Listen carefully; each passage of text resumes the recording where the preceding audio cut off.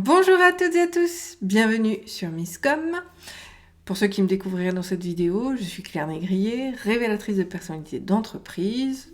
Qu'est-ce que ça veut dire? Eh bien, ça signifie simplement que j'accompagne les entreprises, quelle que soit leur taille, indépendantes, TPE, PME, plus grosses entreprises, agences de com, etc., dans leur communication et leur marketing, de l'élaboration de la stratégie à la création de leurs outils en passant depuis 2016 par la formation, puisque c'est une compétence transverse qui est indispensable pour la pérennité de votre entreprise. Et donc le fait de pouvoir se former à ces compétences reste pour moi un essentiel de survie. Depuis 4 ans maintenant, je vous propose des vidéos sur la communication et le marketing, bien sûr, au nombre de 4 vidéos par semaine pour pouvoir échanger et apporter vraiment une vision globale de tous les thèmes que vous plébiscitez. C'est un élément très important et c'est pour ça que je le répète assez souvent dans mes vidéos. Si vous avez des questions, des interrogations, des idées, des recherches vis-à-vis de votre communication, envoyez-moi les messages, envoyez-moi ces informations pour que je puisse créer des sujets qui vous intéressent vraiment. Pour ce faire d'ailleurs, vous pouvez commenter la vidéo, également m'envoyer un message privé sur la page Facebook Misscom France, ou même sur mon profil Claire Négrier qui a exactement la même photo en avatar. Et également, vous avez l'email à claire@misscom.fr qui vous permet de nous contacter en direct pour les plus timides. Cette semaine, nous abordons le sujet de la RGPD, réglementation générale sur la protection des données personnelles. Un élément aujourd'hui indispensable, on a pu le voir hier, à la fois légalement tout simplement, mais surtout aujourd'hui passer vis-à-vis de l'image de marque. Quelqu'un qui ne respecte pas ces lois-là et les éléments à mettre en place risquerait effectivement de se retrouver dans une situation compliquée. Pour tout ça et pour toutes ces informations, je vous invite à retrouver la vidéo d'hier que vous retrouverez dans la description de la vidéo du jour. Aujourd'hui justement, on va rentrer un petit peu plus dans le détail et on va revoir les applications de la RGPD. Alors, qu'est-ce que j'entends par application? C'est qu'est-ce qu'il faut mettre en place, comment le mettre en place et où le mettre en place. Parce que je me suis bien aperçue, notamment avec l'accompagnement de mes clients, que la partie digitale est relativement bien sécurisée et qu'aujourd'hui, avoir notre case à cocher, avoir une politique de confidentialité, une page sur la gestion des données, ce sont des éléments qui, effectivement, sont passés un petit peu dans les mœurs. Le problème, c'est que, et c'est ce qu'on va voir aujourd'hui, la RGPD, elle se limite pas à Internet. La gestion des données, elle est partout. Et j'ai envie vraiment de faire ce petit focus aujourd'hui pour pouvoir vous apporter ce soutien-là, parce que oui, si jamais vous aviez un contrôle et que vous récupériez des données dans d'autres cas, vous n'avez pas la possibilité de gérer les choses, vous risquez une amende parce que vous n'avez pas pensé à faire tout ça. Parce que oui, et là où je veux en venir, c'est que la RGPD, non seulement ça s'applique à votre site web, mais ça va s'appliquer partout. Ça va s'appliquer aux sites tierces, ça va s'appliquer à vos plaquettes, ça va s'appliquer à vos actions offline, ça va vraiment s'appliquer partout. Donc c'est essentiel vraiment de pouvoir gérer les choses convenablement. Et je vous invite vraiment à faire le point là-dessus si ça vous tente. Donc l'application, on va reprendre le standard au niveau du site web. Vous allez effectivement devoir mettre en place une politique de confidentialité et de gestion de données. Alors soit c'est tout sur la même page, soit c'est sur 2 pages différentes. Néanmoins, on va quand même avoir, l'importante, c'est la gestion de la donnée. Et même là-dessus, je trouve que les sites manquent beaucoup de clarification et de détails. Alors pourquoi je dis ça? Parce que la plupart des gens écrivent sur ce site internet, vous sont demandées telle information, à telle fin. Sauf qu'il faut bien sûr faire davantage de choses. La première, c'est de parler aussi, dans ces informations générales, de la conservation de ces données. La durée de conservation est un élément obligatoire également à faire mentionner.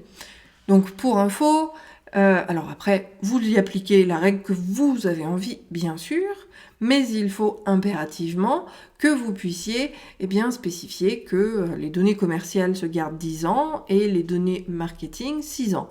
Ce sont des temps légaux, on n'a pas le droit de les dépasser, sauf réengagement bien évidemment de notre audience. Donc ces éléments-là doivent aussi figurer dans vos pages de description raccordées à la RGPD. L'élément de temps va être indispensable. L'élément de l'utilisation va lui aussi être inéluctable. C'est-à-dire que vous allez pouvoir dire que telle information est récupérée à telle fin. Vous utilisez les coordonnées géographiques pour la livraison des produits, pour l'édition de la facture. On va toujours mettre en objet et face à l'information récoltée, en anglais c'est purpose, le but de cette récolte. Parce qu'il faut que tout soit toujours justifié. Là aussi, je trouve que c'est un petit plus pour nous, c'est que finalement, en ne demandant que les informations absolument nécessaires, on se facilite aussi la vie. Il y a également la notion de transfert qui reste quelque chose d'impératif à donner de tous les outils tiers vers lesquels les informations vont graviter. Je vous donne un exemple. Vous utilisez un formulaire de contact, sur lequel, bien sûr, on a la case à cocher, politique de confidentialité. En fait, il faut pouvoir le décrire. C'est-à-dire que les services de votre site web transmettent les informations à votre fournisseur ou via votre hébergeur, c'est le plus simple, d'accord ? Parce que, justement, ça va vous permettre de récupérer les informations et de recevoir l'email. Mais ça aussi, ça doit être décrit dans ces éléments vis-à-vis de la RGPD. Parce que, je vous donne l'exemple d'un truc qui n'est pas RGPD friendly, comme je l'appelle, et que je déteste, ce sont les entreprises, dans les faits, pas les entreprises elles-mêmes. Ce sont les entreprises qui utilisent Gmail à des fins professionnelles. Gmail n'est pas RGPD, mais alors absolument pas du tout. Je vais le développer. Le seul moyen pour que Gmail soit effectivement un élément probant, et ça marche aussi pour les boîtes Outlook, ça marche aussi pour les boîtes génériques comme cela, elles ne sont pas RGPD à moins de payer les offres professionnels, donc la G Suite, Microsoft Suite, enfin voilà, je ne les connais pas tous, mais l'idée c'est que le payant valide effectivement la notion de RGPD, pour faire simple. Tout ce qui va être gratuit n'est pas RGPD friendly. Donc si vous mettez en place une adresse Gmail dans votre gestion professionnelle, il faut là encore le mentionner. Alors, normalement, il ne faut pas l'utiliser. Mais de toute façon, il faut donner le process. Les mails sont envoyés via les formulaires de contact sur mon site internet auprès de tel fournisseur. Et c'est pour ça que je vous dis, attention, Google et les autres, si c'est pas l'offre payante, c'est pas RGPD friendly. Parce que tout mail qui arrive chez eux, qui transite par eux, est récupéré, analysé, toutes les données sont profilées et réutilisées et revendues. Donc, on n'est absolument pas dans une gestion RGPD friendly de la donnée, ce qu'il vous faut impérativement. Par contre, si vous avez un site web avec une adresse mail rattachée à votre hébergement, il faut là encore pouvoir préciser que votre hébergeur est bien en France et pas hors UE, chose qui se fait bien souvent. Si je prends l'exemple notamment des opt-in, d'accord, ces fameux cadeaux qu'on offre en échange du mail. Bien souvent, ils sont gérés par des outils qu'on appelle de mail marketing, d'automation, enfin voilà, ça a plusieurs noms.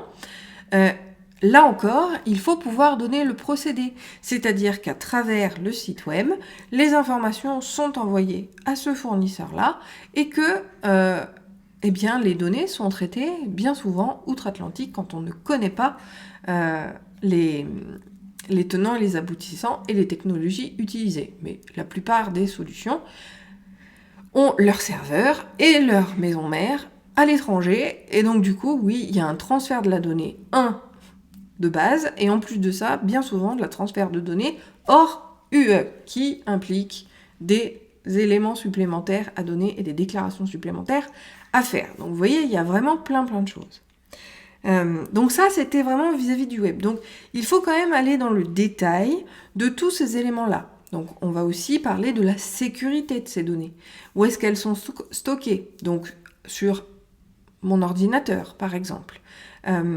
Comment elles sont sécurisées? Élément très important. Alors, bien sûr, on n'est pas dans l'obligation, tout dépend, là encore, de notre niveau, va dépendre de la taille de notre entreprise et du budget qu'on peut y allouer. On n'a pas tous les moyens de gérer sur de recruter plutôt un prestataire de sauvegarde de données et de gestion de ces données-là, qui va faire des copies, qui va encrypter les données, etc. Il faut aussi faire à la hauteur de nos moyens. Néanmoins, il faut pouvoir l'expliquer et expliquer cette procédure. Donc on va décrire que l'information est récoltée via notre mail et que celui-ci, on le stocke dans une base Excel qui est protégée par mot de passe, dont l'ordinateur est protégé par un mot de passe, ou alors que vous avez, notamment dans le cadre de la gestion client, reprenons les idées de factures. Les factures sont éditées, vous pouvez très bien dire qu'elles sont imprimées, sauvegardées dans une caisse d'archives papier, dans votre bureau, fermée à clé. La notion de vérification de sécurité est un élément, là encore, vraiment indispensable face à tout cela pour pouvoir gérer les choses convenablement. Donc, toutes ces informations vont être nécessaires. Alors, j'ai un peu dépassé le cadre de l'application, mais je pense que c'était quand même essentiel à remettre en avant, parce que ce sont, en plus du registre de données, en plus de la déclaration des PO, je ne vais pas vous redire tout ce qu'il y a de la RGPD, si vous avez besoin, vous avez là encore tous les lives que qui ont été faits sur le sujet, que je vous mettrai en lien. Les applications, et là où je voulais en venir, par rapport au online qui est relativement acquis, c'est que toutes vos actions qui récupèrent des données offline vont être exactement de la même manière. Vous recevez des clients à votre cabinet qui vous contactent et pour lesquels vous allez enregistrer des informations. Notamment, je ne sais pas, je pense à mes clientes qui sont coachs en ce moment, parce que j'en ai un certain nombre, qui récoltent, elles prennent des notes pendant les consultations pour pouvoir réorienter leurs clientes, pour pouvoir mieux les accompagner. Toutes ces informations-là font partie de la notion de données personnelles. Et c'est vraiment quelque chose qu'il faut, là encore, expliciter. C'est-à-dire que quand on récolte les informations clients, les antécédents médicaux, les antécédents personnels, tout ce qu'on va récolter comme information sur nos clients, doit faire l'objet, là encore, de cette fameuse liste.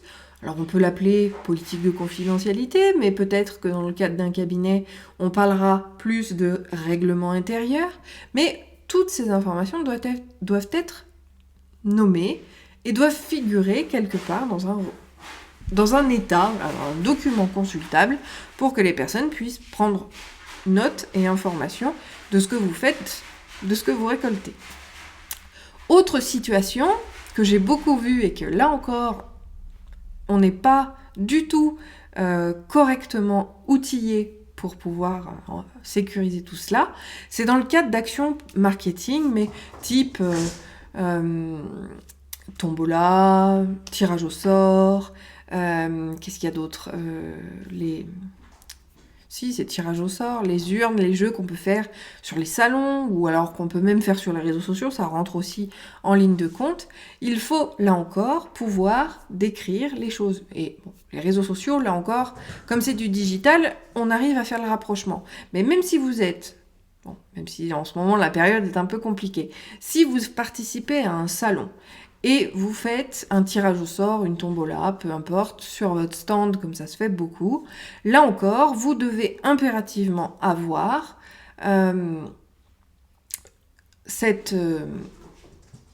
ce réflexe, d'éditer un règlement, d'éditer une politique de confidentialité des données que vous récoltez sur place. Parce que ce sont quand même des données importantes.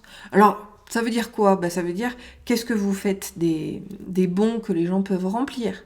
Est-ce que vous les numérisez ? Ou en tout cas, est-ce que vous rentrez les données informatiquement ? Est-ce que vous récupérez les emails et les coordonnées? Qu'est-ce que vous allez en faire? Qu'est-ce que vous faites des bons également et des bulletins qui vous sont proposés et que les gens complètent?